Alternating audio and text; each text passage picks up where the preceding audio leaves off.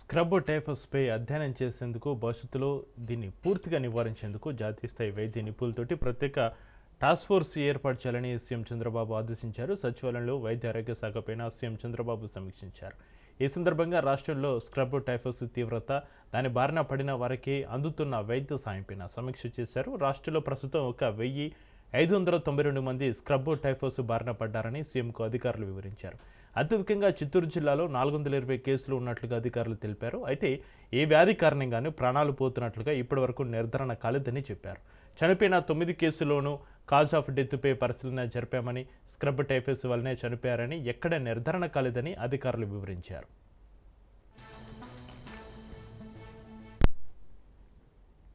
ఇక ప్రజలు scrub typhus బారిన పడకుండా తీసుకోవాల్సిన చర్యలపై విస్తృతంగా ప్రచారం చేస్తున్నామని, వ్యాధి ఉన్న ప్రాంతాల్లో ప్రత్యేక వైద్య బృందాలతోటి పరీక్షలు నిర్వహిస్తున్నామని అధికారులు తెలిపారు.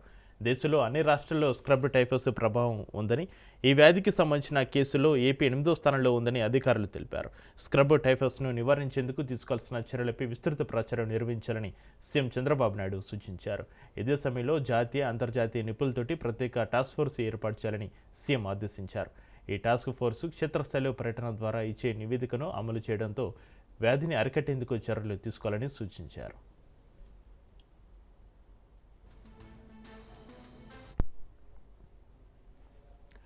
రాష్ట్రంలో సీజనల్ వ్యాధుల నివారణకు తీసుకుంటున్న చర్యలను అధికారులు ముఖ్యమంత్రికి వివరించారు. రాష్ట్ర వ్యాప్తంగా గత ఏడాది కాలంగా తీసుకున్న ముందస్తు చర్యలతోటి సీజనల్ వ్యాధులు 48% మేర తగ్గినట్లుగా తెలిపారు. అన్ని శాఖల సమన్వయంతో సీజనల్ వ్యాధులను 0 స్థాయికి తీసుకురావాలన్నారు సీఎం చంద్రబాబు. అంతా కలిసి పనిచేస్తే ఈ లక్ష్యాన్ని చేరుకోవచ్చని సీఎం తెలిపారు. సమాజంలో అతిపెద్ద జబ్బు అపరిశుభ్రతే అని, దీన్ని మార్చగలిగితే అనేక వ్యాధులను దూరం చేయవచ్చని సీఎం అన్నారు.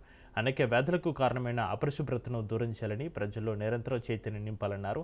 మలేరియా, డెంగ్యూ, చికెన్ గున్యా వంటి వ్యాధుల నివారణకు మరింత పకడ్బందీగా చర్యలు చేపట్టాలని అధికారులను సీఎం ఆదేశించారు.